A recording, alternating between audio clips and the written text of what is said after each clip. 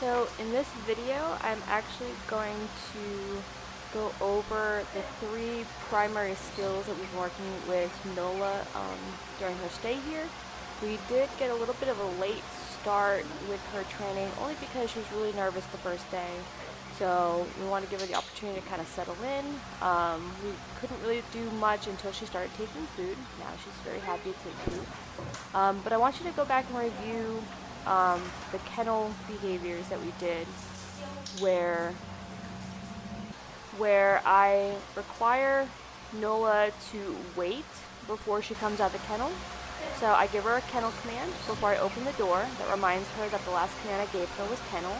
While she's in the kennel, the leash goes on, and this is what I want you to do at home as well.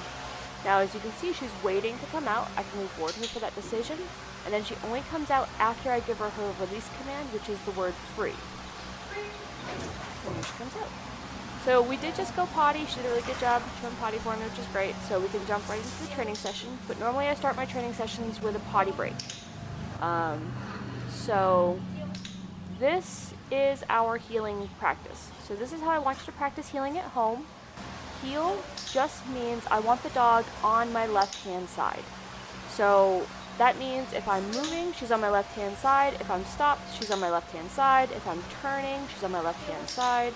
If I'm turning around, if I'm doing anything, she stays on the left-hand side. Heel just means be next to me on my left-hand side. So every time she is next to me, I'm rewarding her. We start out by just teaching her to be next to us while we're walking forward, right? The vast majority of people who come in for training are coming in because their dogs are getting ahead of them on walks, they're foraging, they're pulling on the leash. I'm going to take a little break here to go fix the dog that's off the place bed. Alright, and then back into it.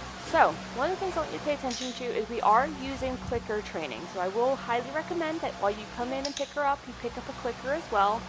They're just a few dollars, and I think for her it's going to help her really get a lot of clarity in what it is that she's doing that's accurate. So when you hear the click, it means that she's doing the right behavior, the behavior that we're looking for, which in this example, walking next to us. So every time she's next to us, ideally paying attention, you hear that click. That click is the indicator that she's doing the right thing and that the food is coming.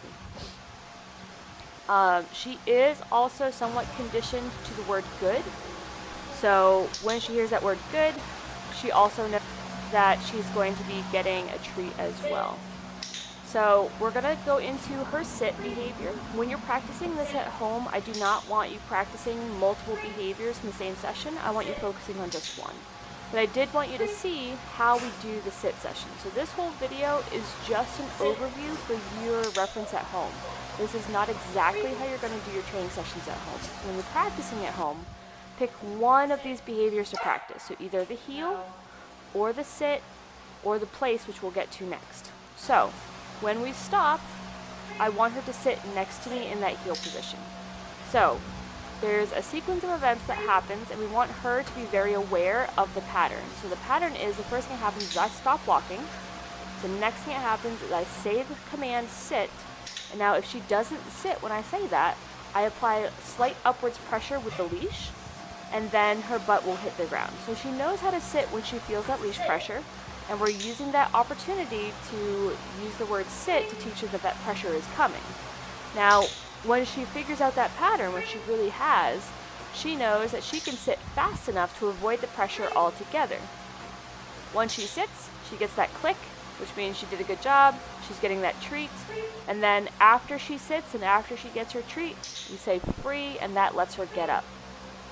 When we move forward, and we're starting to combine the sitting with the heel, instead of saying free, you will say heel for her to walk forward with you. That being said, anytime we give her a command, she has to do that command until we tell her otherwise. So if you say heel after she comes out of that sit position and she leaves that heel position, it's going to be important to make sure you hold her accountable for that. And we're about to go over our corrections. We're going to go over the place bed. I just had to get some more treats because she is taking lots of food, which is really good. So when we first introduced the place bed, this is after we've been doing a fair amount with the heeling, which means, right, heel is B next to me on my left. So when we introduce the place bed, we're still doing it on our left-hand side. So as you can see, my left-hand side is always facing her. She's always on my left-hand side going up on the bed. Now the first time she goes up on the bed, we're not really saying the command. We just want to make sure that she likes going up there. We've done this a whole bunch of times, so she does enjoy it. She sees that bed, she gets excited, she hops right up. That's her favorite place to be, which is great. It's exactly what we want.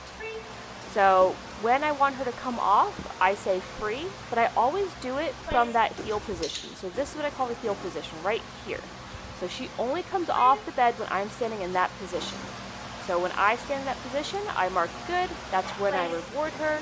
That's where I release her from. Everything happens from this position right here, next to the bed. So I want you to think of the bed as a crate or a kennel. The kennel only has one door. So you'll see that she only goes on and off the bed through one side. I don't go off the bed to the back. I don't let her climb on and off through the sides. It's always through that short side on the front of the bed. So as she's on the bed, what we're going to start to do is we're going to start to add a little bit of distance here. So once we've told her the place command, right before she steps up on the bed, we're going to require that she stays there until we say free. So the first thing I do is I take my right foot and I tell her place, and I step in front of the bed right there. So I say place, I step in front of the bed, I go back, I reward. Say place, I step in front of the bed, I go back, I reward. So remember, every reward happens in this position on the side. Nothing good happens while I'm out in front of you, only while I'm on your side. So I always start with my right foot if I want her to stay there. When I want her to come off the bed with me, I use my left foot. So anytime we are practicing these behaviors and I want my dog to move with me when I move, I want to use my left foot. So when I heel, I step off with my left foot. When I say free, I step off with my left foot. If I want her to stay there, so if I say the place command, I'm going to step off with my right foot. And I always step and I face her first before I back up. So when we're improving our place behavior, as well as when we do our sit stay and our down stay, we're always going to increase what we call the 3 Ds. So right now we're working on our distance. We're increasing very slowly how far away from the bed we can get. And then we're going to start to increase our duration. So you can see I'm not there for a few seconds. Now, as you increase these, we're going to start to see her make some mistakes. So if her paw steps on the floor, we're going to first say no, and then we're going to slightly pop the leash. And you're going to be able to see a correction here in just a moment. I think she makes a little mistake on one of these reps coming up. But remember, it's going to be no, pop, and then we're going to give her a recommand, so place. And we're not going to reward her when she fixes herself. No, pop, place. Now I'm going to go back, but I'm not going to reward her. But on the next repetition, I'm going to make it much easier for her to be successful. So I'm going to go not quite as far, and then I'll go back to her side and tell her good. And now I can reward her, teaching her that only when she has a successful repetition will she be rewarded.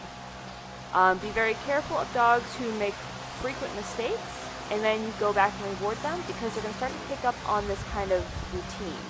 We're going to start to increase the amount of time between their rewards. And so if I'm planning to be away from her for a minute, so 60 seconds, and she makes a mistake at 30 seconds, and I fix her, she fixes herself, she goes back, I go back and reward her, well, she has learned that she can get the reward faster by making a mistake first. So we want to make sure we're always, keeping that in mind when we're practicing. And again, when you want her to come off, you say free, step off your left foot, and just walk forward. Alright, so we're giving her a lot of extra visual cues with this. And the best part about this practice is that it's going to transfer nicely into the sit stay. So I'm going to demonstrate really shortly how we do the sit stay. It's going to be the exact same pattern, but instead of saying place, we say sit. So we say sit, we take that right foot, and I get her into the correct sit position. And I say sit, take the right foot slightly in front of her, good, and reward. So always sit, step, always return to that heel position, mark, and reward. So sit, step, go back, good, and reward. And again, this is the exact same process we just did with the place, but we're just doing it from the sit position instead. So here I will review that place as we start to add that distance so you can see the similarities with how I move my feet, how I use my commands, when we mark with that clicker, and the fact that it looks exactly the same for the sit and the place. This is also going to be true for the down. So the picture for Nola stays very much the same for each of these three behaviors, so that way she understands I say the command, she has to keep doing that command until I release her, and when she stays in that command, she has to wait until I come back to that heel position to reward her. So there's no anticipation to break that behavior, to get up, to run to us, or anything like that. I want her just to stay there until I return to her heel position. And then all we do, again, is we just slowly increase our distance, duration, and distractions. So let's go back to that sit. See how it looks exactly the same when we do the sit. We're going to go back to that heel position. Now, if you look, she's getting a little bit crooked. She's sitting kind of on her hip, and she is kind of sliding a little bit. This is pretty common that we see with dogs who are a little bit kind of out of shape. So I'm sure you're aware she's a little bit overweight. She definitely needs some more exercise and some more core stability because she is sliding a little bit on these floors. But I'm not going to, punish her for that. I like to see a nice clean sit like this right here. And again, just slowly and gradually increasing that sit distance, the duration, and if you notice, we're not quite doing anything with distractions yet. Just want to show you one more time. When I want her to move forward with me, we're going to step with her left foot. All right? And then we're going to give her a water break and back in the kennel. So I want you to be able to see our kennel routine going in. So again, I want her to go into the kennel on leash when I ask her to. She goes in, she has to stay in there. I'm going to reward her for going in because she did a good job. And then when she's in the kennel, I take the leash off. So when she's home this weekend, this is what I expect you to be doing with her. She's in the kennel, she comes out under a controlled release, and then comes out on leash to do training. I start every training with a potty session, and then the training session, I usually end it with a water break, and then back into the kennel. Okay? If you have any questions, feel free to let me know. I hope this is helpful, and have a great day.